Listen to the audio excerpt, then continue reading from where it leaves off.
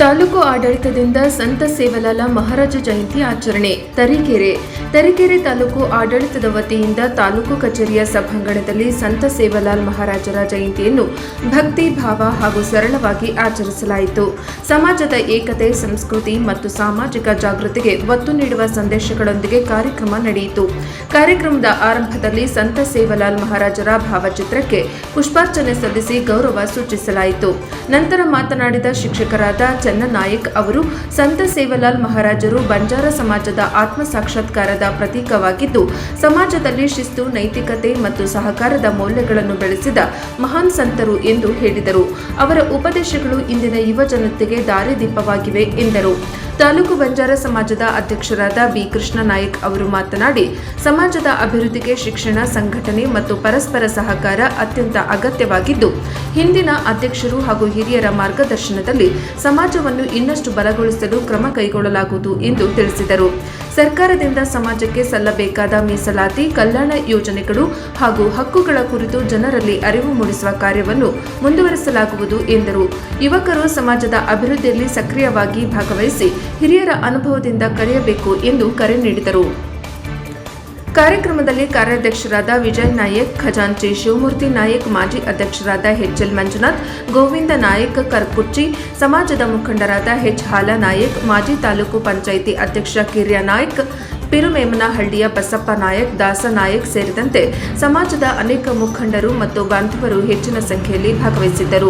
ತಹಶೀಲ್ದಾರರಾದ ವಿಶ್ವಜಿತ್ ಮೆಹ್ತಾ ಅವರು ಮಾತನಾಡಿ, ಸಂತ ಸೇವಲಾಲ್ ಮಹಾರಾಜರ ಆದರ್ಶಗಳು ಸಮಾಜದಲ್ಲಿ ಶಾಂತಿ, ಸೌಹಾರ್ದತೆ ಮತ್ತು ಒಗ್ಗಟ್ಟಿನ ಬದುಕಿಗೆ ಮಾರ್ಗದರ್ಶಕವಾಗಿವೆ ಎಂದು ಹೇಳಿದರು.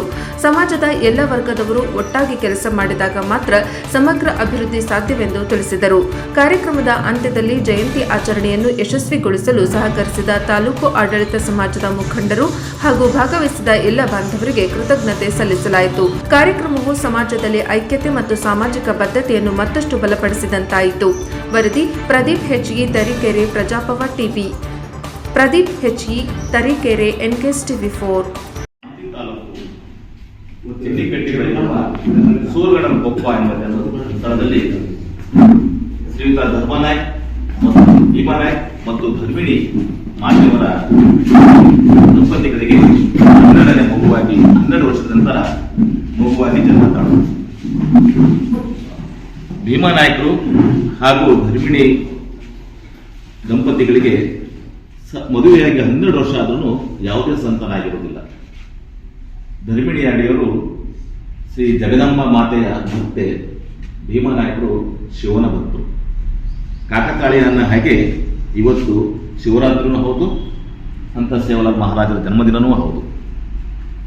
ಹಾಗಾಗಿ ರಾಜಕಾರಣಿಗಳು ಬಂದ್ರು, ನಮ್ಮಗಳಿಗೆಲ್ಲ ಕೂಡ ಸಹಕಾರ ಮಾಡಿದ್ದಾರೆ ಅನ್ನತಕ್ಕಂಥ ಭಾವನೆ ಅವ್ರ ಮನಸ್ಸಲ್ಲಿ ಮೊದಲು ಬರಬೇಕಾಗಿದೆ. ಈ ದಿಸೆಯಲ್ಲಿ ನಾವು ಕೂಡ ಅವ್ರನ್ನ ಮತ್ತೆ ಒತ್ತಾಯ ಮಾಡ್ತೀವಿ. ಹಕ್ಕೊತ್ತಾಯ ಅನ್ನತಕ್ಕಂಥದ್ದು ಆಗಿರುತ್ತೆ. ಯಾಕಂತಂದ್ರೆ ನೀವು ಬಂದ ತಕ್ಷಣ, ನೀವು ಕೇಳಿದ ತಕ್ಷಣ ನಿಮ್ಮ ಸ್ಪಂದನೆಗೆ ನಾವು ನಿಲ್ತೀವಿ. ಆದ್ರೆ ನಮ್ಮ ಸಮುದಾಯಕ್ಕೆ ಒಂದು ಜಾಗವನ್ನ ಕೊಡಿ ಅಂತಂದಾಗ ನೀವು ಯಾಕೆ ನಮಗೆ ತಾತ್ಸರವನ್ನ ತೋರಿಸ್ತೀರಿ ಅನ್ನತಕ್ಕಂಥದ್ದು ಒಂದು ನೋವಿನ ಸಂಕಟ, ಒಂದು ನೋವಿನ ವಿಚಾರ ಆಗುತ್ತೆ. ಇದಾಗಬಾರದು.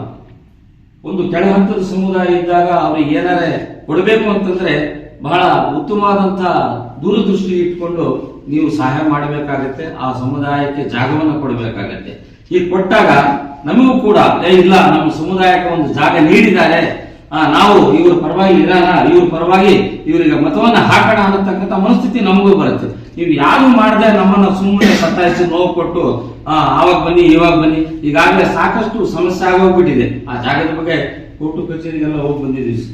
ಹಾಗಾಗಿ ಮುಂದಿನ ದಿನಗಳಲ್ಲಿ ಬರ್ತಕ್ಕಂಥ ಅಧಿಕಾರದಲ್ಲಿ ಇರ್ತಕ್ಕಂಥ ರಾಜಕಾರಣಿಗಳು ನಮ್ಮ ಮನಸ್ಥಿತಿ, ನೋವನ್ನ, ಸಂಕಟವನ್ನ ತಾವು ಪರಿಶೀಲನೆ ಮಾಡಿ ಅಥವಾ ಅರ್ಥೈಸಿಕೊಂಡು ನಮಗೆ ಈ ಒಂದು ಕೆಲಸವನ್ನ ಮಾಡಬೇಕಾಗತ್ತೆ. ಯಾಕಂತಂದ್ರೆ ಇದಾಗಲಿಲ್ಲ ಅಂತಂದ್ರೆ ತುಂಬಾ ಕಷ್ಟ ಆಗುತ್ತೆ. ಯಾಕಂತಂದ್ರೆ ನಮಗೆ ನಮ್ಮ ಸಮುದಾಯಕ್ಕೆ ಅಂತ ಒಂದು ಗುಡಿ ಗೋಪುರ ಅಂತ ಆಗಿರೋದು ಆ ಜಾಗ. ಆ ಜಾಗ ಮಾಡಬೇಕಾದ್ರೆ ಎಲ್ಲರ ಪ್ರಯತ್ನವೂ ಆಗಿ ಕೇವಲ ಯಾವ್ದೋ ಒಬ್ಬರದು ನಂದಾಗಿತ್ತು ಅಥವಾ ವೇದಿಕೆಯಲ್ಲಿ ಇರ್ತಕ್ಕಂಥ ಮಾತ್ರ ಅಲ್ಲ, ಎಲ್ಲರೂ ಸೇರಿ ಆ ಒಂದು ದೇವಸ್ಥಾನವನ್ನ ಕಟ್ಟಬೇಕು, ಮಾಡಬೇಕು. ತದನಂತರದಲ್ಲಿ ಸರ್ಕಾರದ ಸೌಲಭ್ಯಗಳನ್ನು ನಾವು ಸದುಪಯೋಗ ಪಡ್ಕೊಂಡು ಆ ದೇವಸ್ಥಾನವನ್ನ ನಿರ್ಮಾಣ ಮಾಡೋದಕ್ಕೆ ಪ್ರಾಮಾಣಿಕವಾಗಿ ನಾವು ಇರಬೇಕು.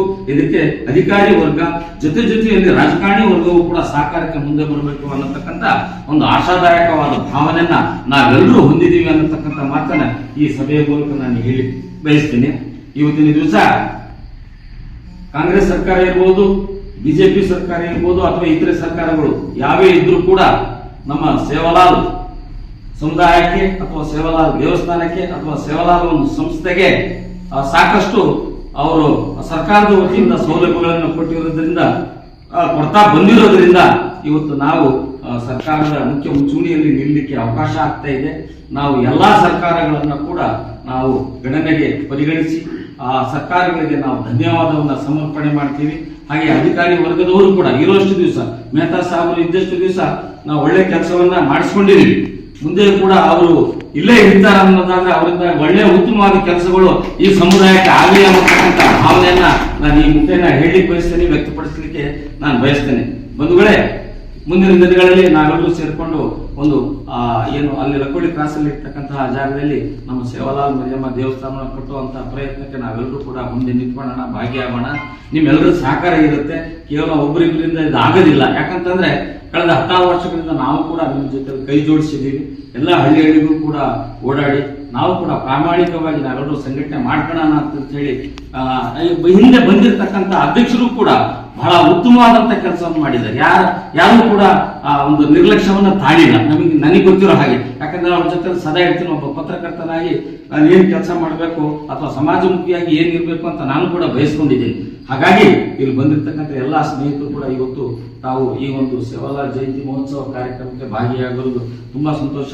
ಅಧಿಕಾರಿ ವರ್ಗದವರು ಮುಂದೆ ನಿಂತು ಈ ಒಂದು ಕೆಲಸ, ಈ ಕಾರ್ಯಕ್ಕೆ ತಾವೆಲ್ಲರೂ ಕೂಡ ಕೈ ಜೋಡಿಸಿರೋದು ನಿಮ್ಗೆಲ್ಲರೂ ಕೂಡ ತುಂಬ ಹೃದಯದ ಧನ್ಯವಾದನ್ನ ಹೇಳ್ತಾ, ಮುಂದಿನ ದಿನಗಳಲ್ಲಿ ಸರ್ಕಾರ ಒಳ್ಳೆಯ ಒಂದು ದೇವಸ್ಥಾನ ಕಟ್ಟೋದಕ್ಕಾಗ್ಲಿ ಅಥವಾ ಅಲ್ಲಿ ನಿರ್ಮಾಣ ಆಗೋದಕ್ಕಾಗ್ಲಿ ಅಧಿಕಾರಿ ವರ್ಗದವರ ಸಹಕಾರವೂ ಇರುತ್ತೆ.